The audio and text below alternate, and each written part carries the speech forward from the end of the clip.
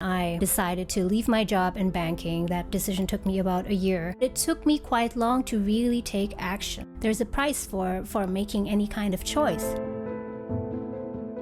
How to make a good career decision under uncertainty. So this podcast episode will be useful for all those of you who are in the midst of making an important career decision, considering whether or not to move to another department or into another role. It could be moving to another company or even moving to another country. It could be a decision about whether or not you want to go back to school, or it could be something much more drastic, like changing your career completely, starting over, or changing into a totally different industry. I will have 7 things for you to consider, or 7 things to ask yourself when making an important career decision under uncertainty. So why do I say uncertainty? It's easy to make a career decision with certainty. If you're someone who has always been dreaming about starting your own business and you're faced with these 2 choices, staying in a company working as a manager, potentially earning $150,000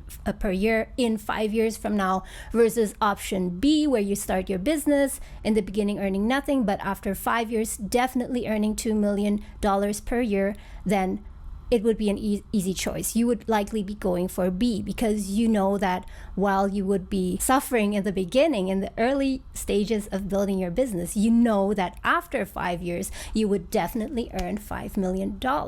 But the big but is that that's not how life works. We all know that.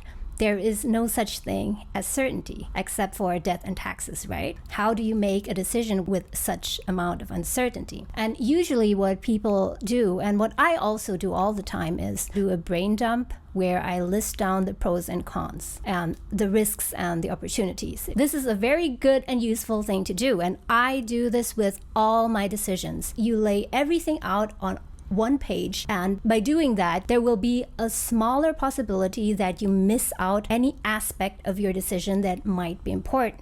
But now the question is, okay, you've got this nice overview, but where do you go from there?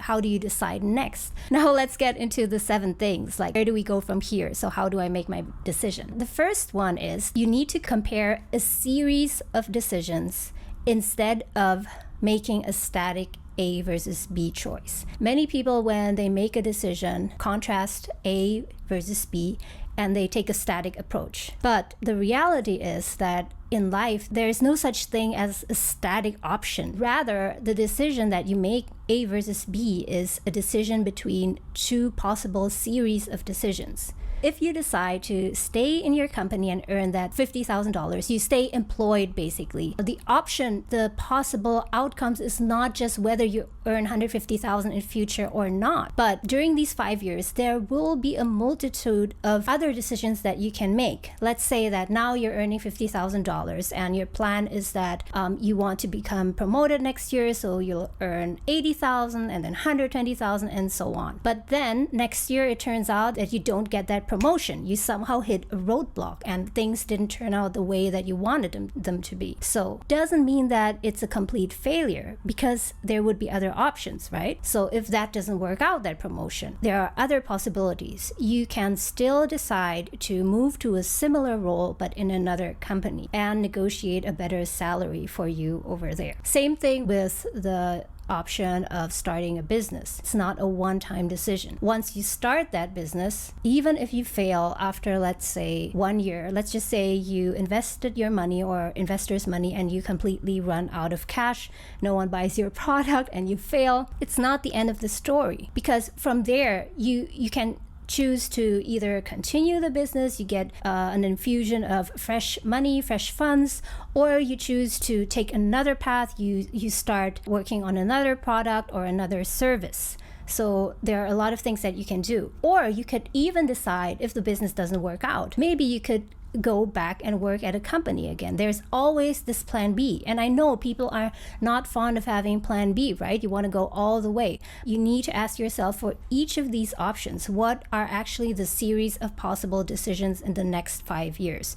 If I take this first step, which other doors, which other possibilities will open up from there? And by doing that, you will have a much more complete and more realistic picture, and it will be easier to choose between these options A and B. number 2 is, when making a very important career decision, ask yourself, which of these choices, A versus B, provides enough meaning to justify the suffering? Because the thing is that no matter what you decide, whether you decide to stay in the company or start a new business, there will be a lot of hardship, there will be a lot of frustration, a lot of suffering on the way. There might be some people for whom it's really smooth sailing, so they get to their goal in no time, exactly as planned. But I do believe that this is very rare. Like, it rarely happens. In most cases, everyone who builds a business from scratch, they will encounter a lot of challenges and obstacles on the way. So either way,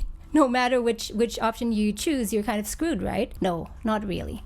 So what you need to ask yourself is, which of these 2 options provide more meaning to you? Which of these 2 options provide such fulfillment, such meaning, that you are willing to face this hardship and face the suffering? And once you're able to answer this question for yourself, then suddenly it will become much easier to make that choice. When you identify meaning, which of these choices provides you with enough meaning, you will be able to avoid getting caught up in the small, unimportant things.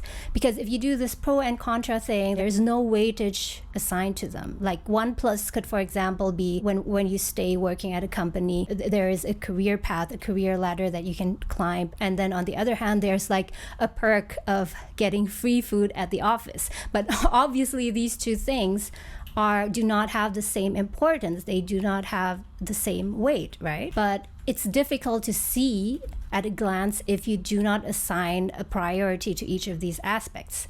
But by identifying what level of meaning each of these options provide to you, to your life, it will be much easier to separate what is important to you versus what is not important. Let's now move on to the 3rd thing, which is consider your overarching goals, vision, and also belief. And the higher up you go on this rank order, the more of a complete and good decision you will make. And this is what I mean. If you feel very conflicted between 2 decisions, between 2 choices, A and B, let's say working at the company versus starting a business, ask yourself, what are the values that you hold dear to your heart? And that could be, for example, that you are someone who wants to produce a service that can make the world a better place. Let's just say it's a financial app that helps people to save money or manage their budget. If this is a value that you hold very dear to your heart, then no matter what the smaller concerns and the challenges are, the obstacles, the fears, the worries are,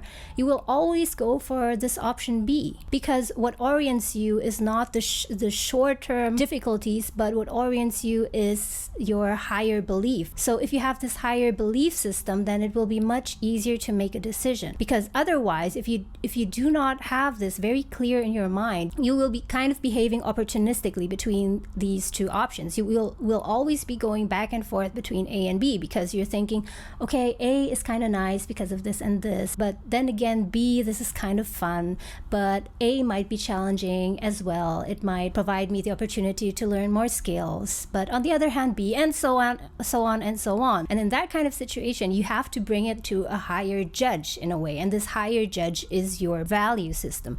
What is truly important to you in your life in general, in the long term. This is definitely something that you need to figure out if you want to have a fulfilling and meaningful career. You need to have a general belief system, a value system for your life that you hold clearly in your mind and in your heart. But if you do not have this yet, don't worry, we can go a few steps lower than that, which is you can look at your vision and also at your goal. What kind of life do you want to have in the next 10 years? What kind of career do you ideally want to have? And in order to know that, you need to take the time and just allow yourself to dream a bit. You need to make use of your imagination and think of how different your life could be if you could just start from scratch and paint on your canvas what your ideal career would look like. And let's say you start drawing, you start exploring, and then you find out, oh, the kind of life that I want to have is one where I have autonomy, where I'm flexible, where I can just take a break in the middle of the day to get a coffee, or maybe where I can strategize and decide about what kind of services it is that I want to produce, what kind of products it is that I want to offer to my customers. And on the other hand, you ask yourself, how about the dream of sitting in a corporate cubicle and having a boss that you need to report to 3 times a week and prepare some Excel spreadsheets and PowerPoint presentations for? Is that in the cards for you? And perhaps the answer is yes. I don't know. I mean, it's different for everyone, right?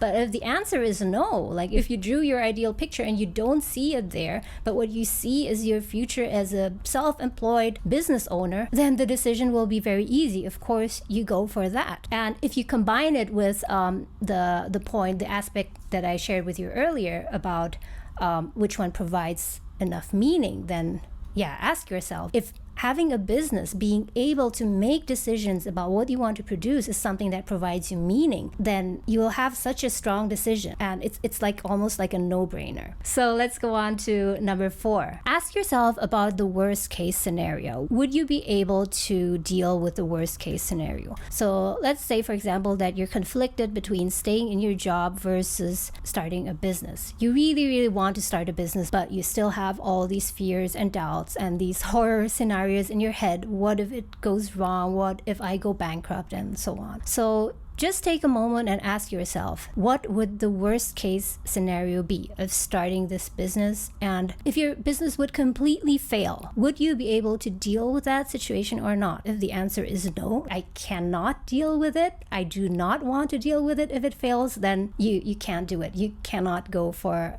option B.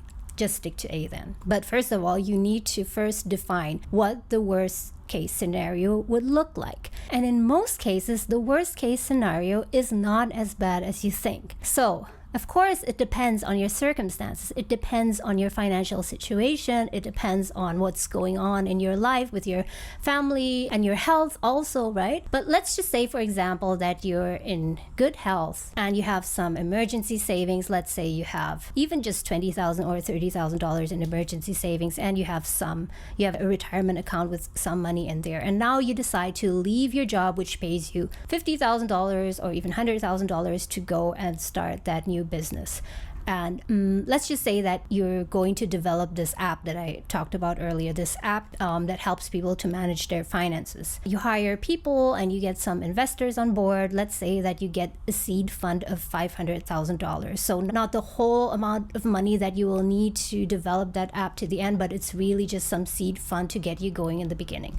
So let's say that you do that and you succeed after 2 years, and then you're ready to go to the next stage and you get more funds from investors. Then good for you, congratulations, you succeeded. But let's say, what if after 1 year you run out of money, so that $500,000 is gone and you're still not there where you wanted to be? Like, instead of achieving 100% of all your milestones in the development process, you only achieved 25%. Let's say that that is what happens.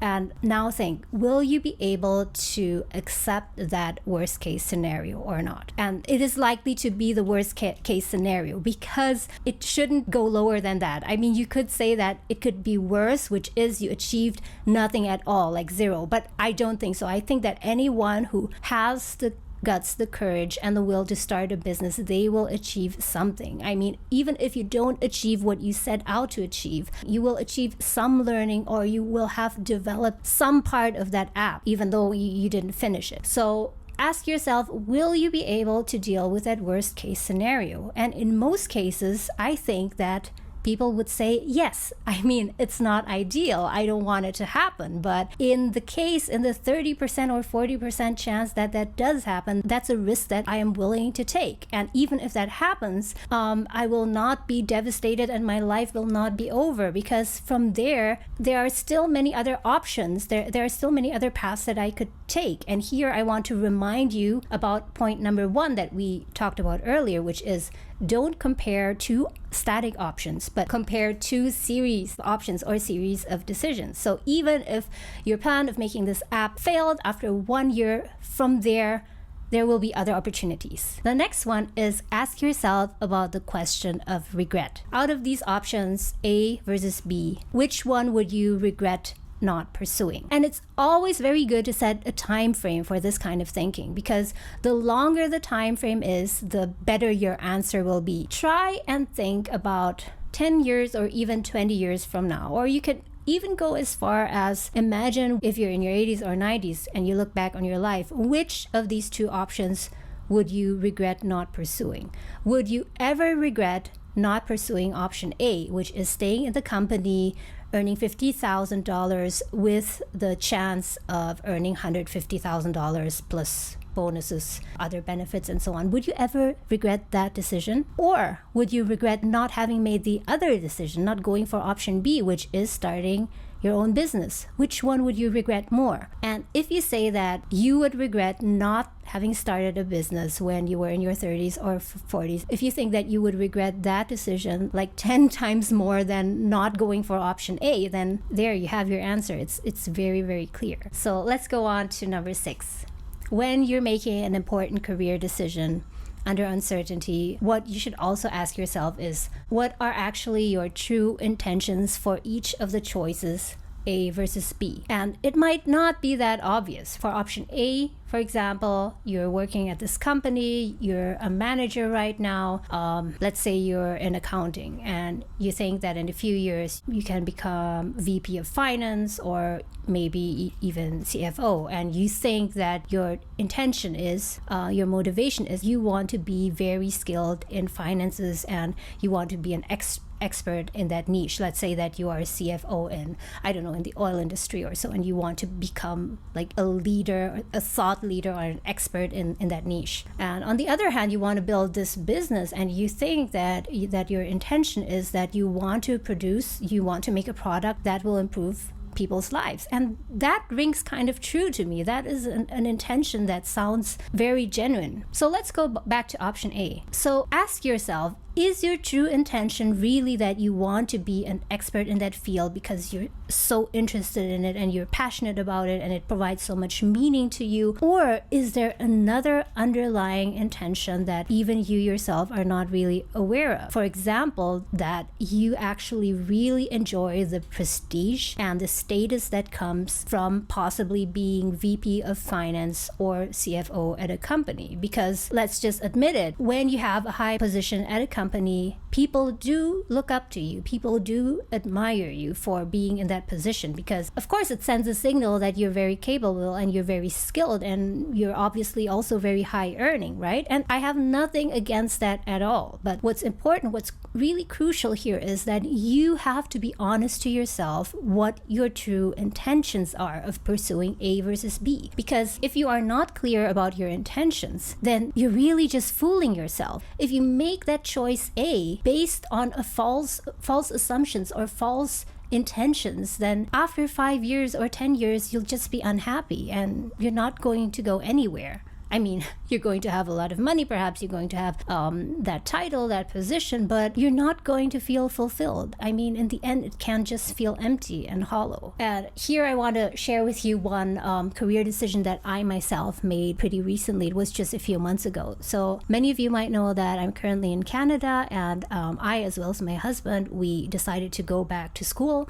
but not for a bachelor's or a master's degree. No, I wouldn't do that. It takes way too long and it's too expensive. But both of us decided to go for a postgraduate certificate in film and television business. So it's basically about the business, financial related side of the filmmaking business as opposed to the creative side. And it only took us 1 year, actually only around 8 months. So it's a very, very dense and compact program. And after getting this certificate, my husband went on and he became an accountant in the film industry, and he actually enjoys it. And as for me, I had the same option. I had the same possibility to, after finishing my studies, going on to work in what is called business affairs or accounting, and it would surely provide me with a lot of financial stability because it's a very highly in demand niche, and it's it's paid for very well. And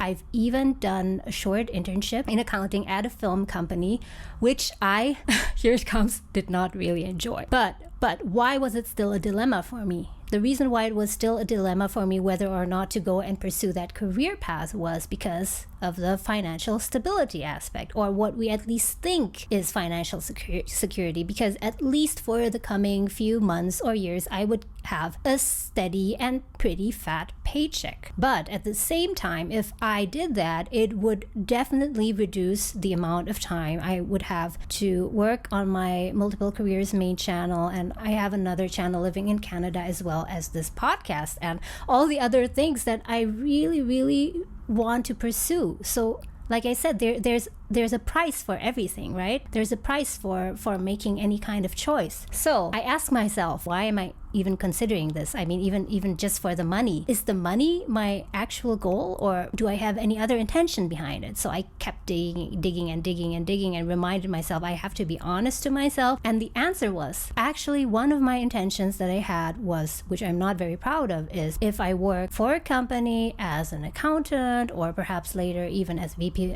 of finance, I would be somebody in society. I mean, I would have a secure place in a way in society. I would have some level of prestige and security. And if someone asks me, what are you doing? I can say, oh, I'm an accountant, or I'm in finance. It's an easy and clear answer, right? But I've decided to pursue a totally different path as content creator, like what I'm doing now. And I'm just in the very early phases of doing this. So when people ask me, what are you doing? And I say I'm a content creator, I will be first met with a big question mark. But okay, long story short, I knew that I didn't have the best intentions when I was considering whether or not to go for the accountant path. It's not a bad intention to have, but it's not an intention that would serve me well in the future, because come on, what does prestige, what does status or acknowledgement from society mean compared to having a career, doing work that truly fulfills you on a daily basis, like doing this? Let's go on to the last thing. So one other thing that you can ask yourself when you're trying to make a very important career decision under uncertainty is ask yourself, are you repeating any past mistakes? Because what I've discovered from my own career and life is that there was a time, maybe a stretch of 5 or even 10 years, where I tended to repeat the same kind of mistakes again. And these mistakes are those types of mistakes that I find very insidious, because at first glance you wouldn't recognize them as such. And one of the mistakes that I did was that I didn't move quickly enough, or I didn't adjust quickly enough. Although I would say that maybe compared to the majority of people, I do take action quite fast. And I did this multiple times in my life. For example, when I decided to leave my job in banking, that decision took me about a year. Or when I decided to make my own feature films, in which I also acted, that took me maybe a few months. When I decided to move to Canada, that maybe took me about half a year or so. It took me quite long to really take action. And I would say that that is one of the biggest mistakes that I kept repeating in the past. But now that I've realized that that is one of the mistakes that tends to keep me stuck, and that makes it harder for me to make progress. Now that I know that, I'm much more able to avoid making that kind of mistake again in the future. So now every time that I have a hunch, that I have this gut feeling that, okay, I need to do something. For example, this podcast, like I was thinking of starting a podcast maybe half a year ago or so. But as always, I had all these random buts, ifs, and worries, concerns in my head, so I didn't start it. But then I reminded myself of this mistake that I tend to make, which is taking too long to take action. So I told myself, I just have to do it now. I feel there's momentum right now. I realize that there's something that I need to change about my main channel. So this is the perfect time. By the way, there's never a perfect time, but you know what I mean. It's the perfect time to just start this podcast, because anyway, it will take a lot of time to get used to it and for it to grow and so on. So when making an important decision, ask yourself, are you possibly repeating any of your past mistakes that you did in in your teens, in your early 20s, in your late 20s, with your career, with your relationship, with anything that's going on in your life. But of course, in order to avoid it, first you need to recognize it.